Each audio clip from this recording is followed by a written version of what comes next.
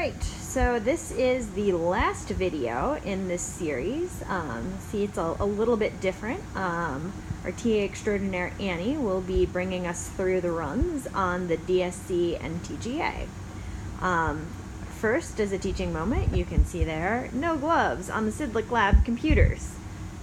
I will repeat it, no gloves on the Sidlick Lab computers.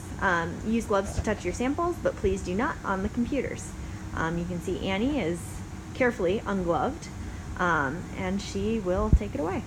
Okay, so the first thing that you're going to want to do, and if you're going to run either the TGA or the DSC, they are both a Perkin-Elmer instrument and run on a very similar software. So if you forget something in terms of how to set up the software for, say, the DSC, it's very similar to the TGA. So that makes it a lot easier. So the first thing that you're going to want to do, this is not always open. This is called Pyrus software. If this toolbar here up at the top is not open, you can find the Pyrus icon here on the desktop and you just double click into it. So you can see up here, this says TGA 4000. This controls the TGA software, and the DSC 4000 is for the DSC. It'll tell you whether or not the instrument is online or offline. If it's offline, all you have to do is click this icon to start the software up.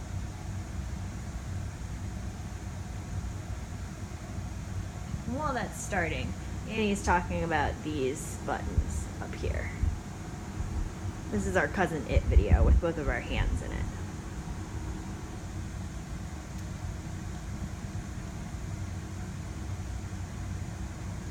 Sometimes doing lab work is an exercise in patience.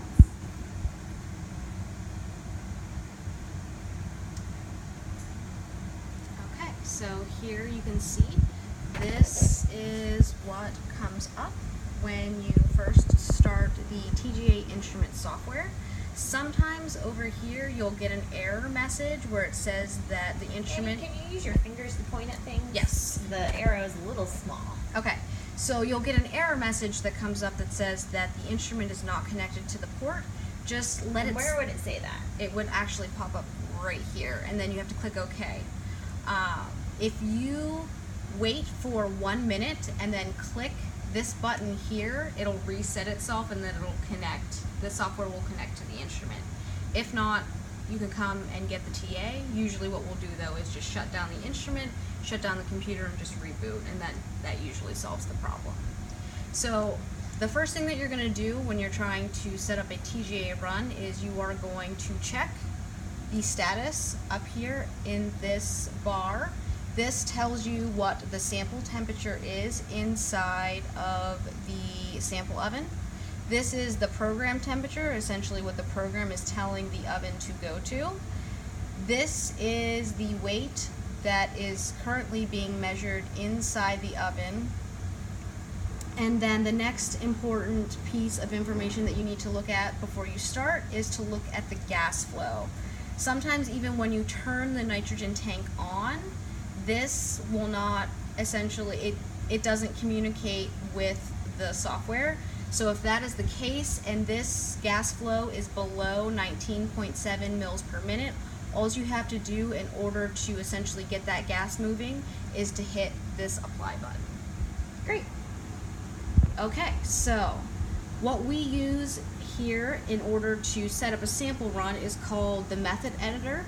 If this does not pop up, what you can do is you hit this tab up here that looks like the sheet with the writing on it, and it'll pop this method editor up. So you have a couple tabs here that you can go through. The first one is the labeled sample info. So basically this is where you input all of your information about the sample that you're going to be running.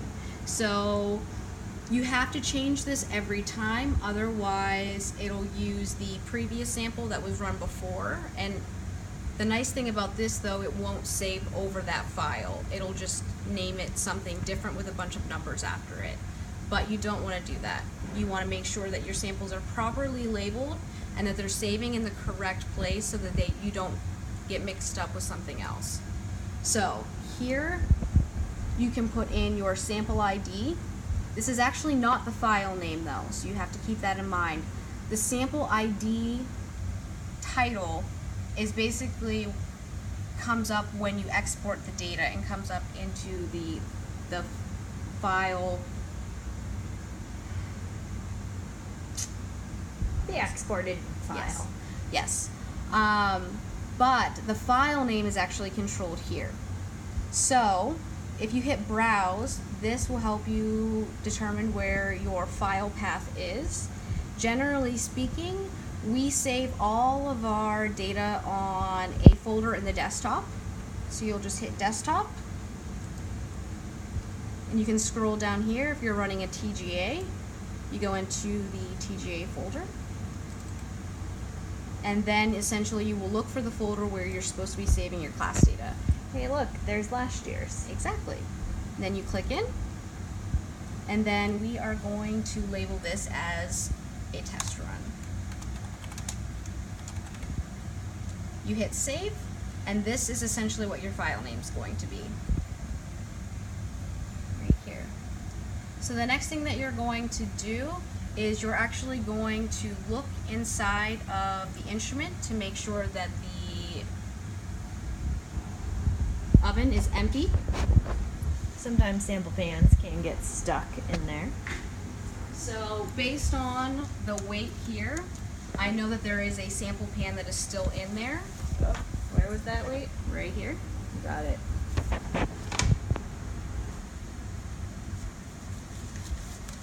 So to load samples, you essentially take this little cap off here. And you can see down here inside of the instrument, that is the oven. And you see there's the pan in there. So to remove the pan, you just take the tweezers and very carefully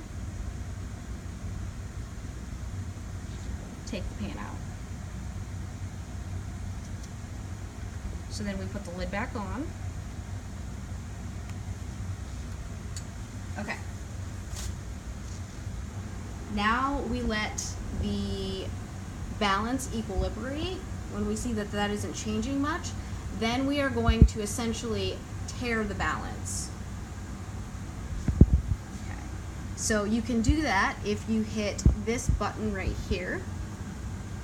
And if you hover over these icons, you'll see that the name pops up and it'll tell you what that button does. So if we click this, you can see now that we have tared the balance.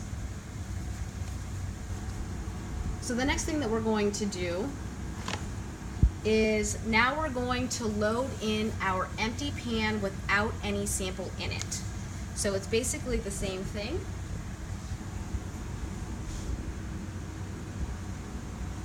We have our sample pan here. And we do want to make sure that the pan is clean before you do this. We take the lid off, grab the pan, and very, very gently we place the pan down in until it is resting on the balance. So the part that connects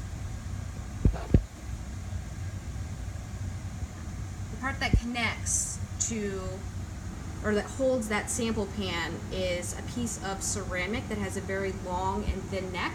So you can actually damage the instrument if you drop your pans down onto that, because it breaks very easily. So you want to be very careful when you load your sample in. So then you also want to make sure that you remember to put the lid back on top. So as Stephanie pointed out, you can see that the weight increased. So the typical weight of an empty pan is between 180 and 195 milligrams. If the balance is essentially displaying something other than that, there's probably something wrong. It may need recalibrated. So you wait for this to equilibrate again, and then I always like to record the empty pan weight here in the comment section. So when you export this file, this will also be included in the file. So we are reading 187.289 milligrams. Okay, And once that occurs, then you can take your pan out of the oven and load your sample in. And that's just done in the same way. Yes. So we can skip that for now. In class, we will show you how that's done, hands-on. But now, let's say our sample's loaded. Okay. What do we do? Basically, all we have to do is we are just going to go through and double check to make sure that our program is set up correctly, so we have the correct ramp rate and we're starting at the correct temperature. So in order to do that, you can go into this tab here that says View Program. And this will tell you essentially what is going to happen to your sample after you hit the Start button. So right now this is correct. It's saying that we're going to start at 50 degrees Celsius, and then it's going to heat to 800 degrees Celsius at a ramp rate of 10 degrees per minute. However, people run their TGAs using different programs. So if this is not correct, if you go into just the Program tab, this is essentially where you can edit the program. So this right here, you can edit this if you want to start at a different temperature. And then if you want to edit the steps, you can go down here. This tells you what temperature essentially that the program is going to run to. And then you can also change the ramp rate here. And once that is changed, then it automatically updates so that when you press start, it'll use that new method. The other thing that you can change that we generally don't, but you do have the option to, you can also determine how many points, number of data points can be collected. I generally go with more because more is always better because you can always downsample rather than if you don't collect enough and you get junky data. Alright, so now that you know that your program is set to what it needs to be set at, the last thing that you're going to do is you are going to essentially put the top back onto the instrument. We like to put this on because essentially you're burning your sample and it smells, so this helps keep the smell in. And then last but not least, to start the run, you hit this button right here, and if you toggle over that, it says Start Stop. So if I hit Start, go to the instrument view, it will not start the run until the weight has equilibrated, as well as the fact that it gets to 50 degrees Celsius. And you can see right now that the sample temperature is reading at around 35 and is increasing. So we'll actually start recording data when we get to 50 degrees. Okay, cool. So what's different with DSC? DSC, we'll stop this, is this button right here. Right now is offline, and you can actually run these programs at the same time. Just make sure that you are in the correct window. So we'll start the DSC program. It's very similar to the TGA as well as the instrument setup. While the software is loading, though, let's go over and look at where the sample goes, and you can tell me what's a little bit different about this one.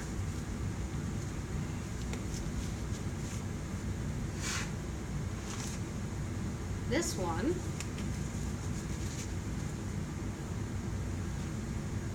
take the top off. Like the TGA, we have one of these little caps on top. However, you can see that there is additional insulation. And if you want to scroll over, you can see that there is another one. So there are actually two lids on the DSC instrument before you get to the heating chamber. So right now we have a sample pan in the oven. Oh, see that shiny thing down there? That's a pan.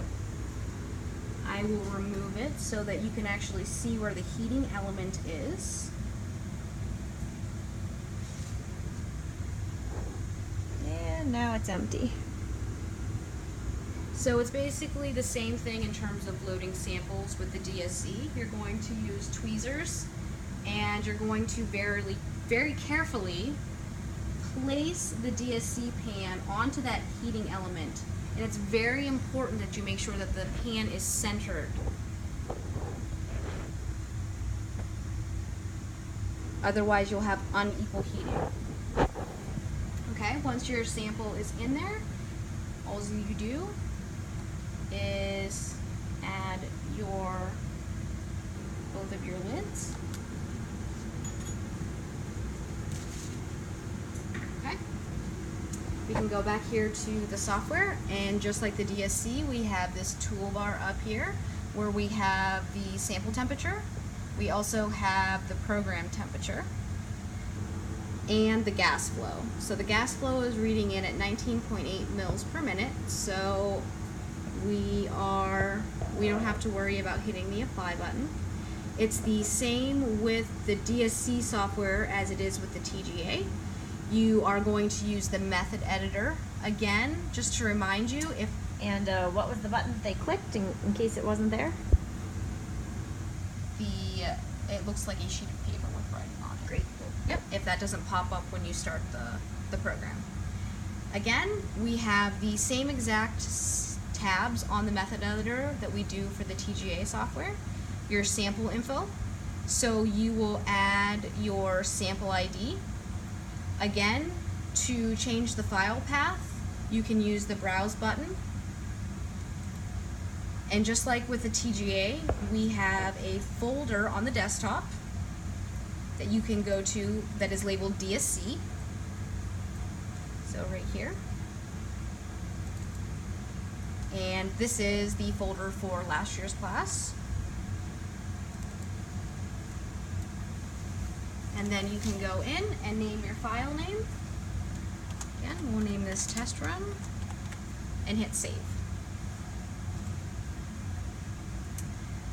The next thing that you will do that is slightly different from the TGA, you have to know the mass of polymer that is in the pan, and then you have to enter it here.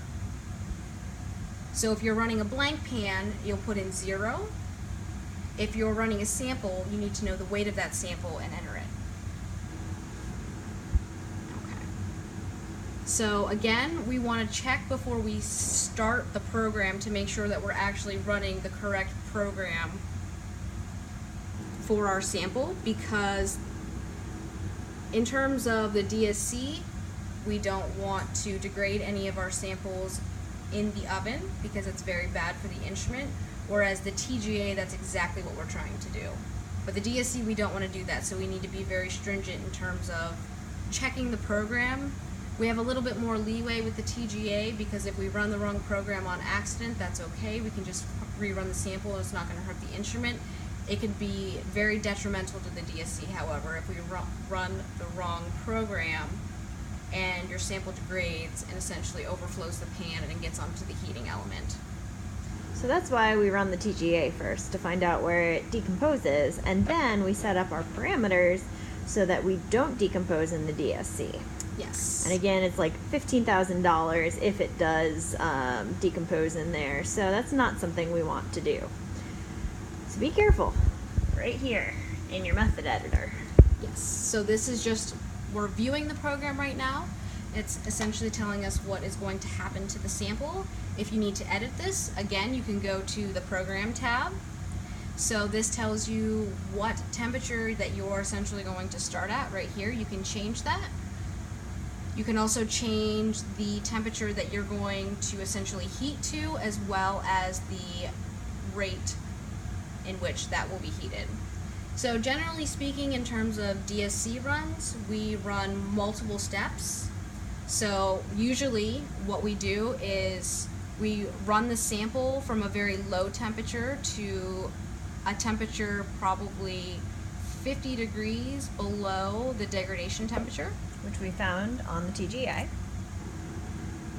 So we'll go from -20 in this case to 140 degrees Celsius at a ramp rate of 10 degrees per minute. Then, since there's a little bit of lag between what the program temperature is and what the actual sample temperature is, we usually hold at 140 degrees for 10 minutes.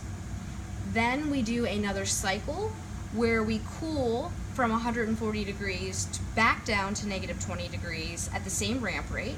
And again, there is usually a little bit of a lag between the sample temperature and the program temperature. So to make sure that we're getting back down to negative 20, we hold again at 10 minutes. And then lastly, we do one more heat cycle from negative 20 to 140. And again, all of these steps are going to be dependent upon the thermal properties of your polymer that you found using TGA.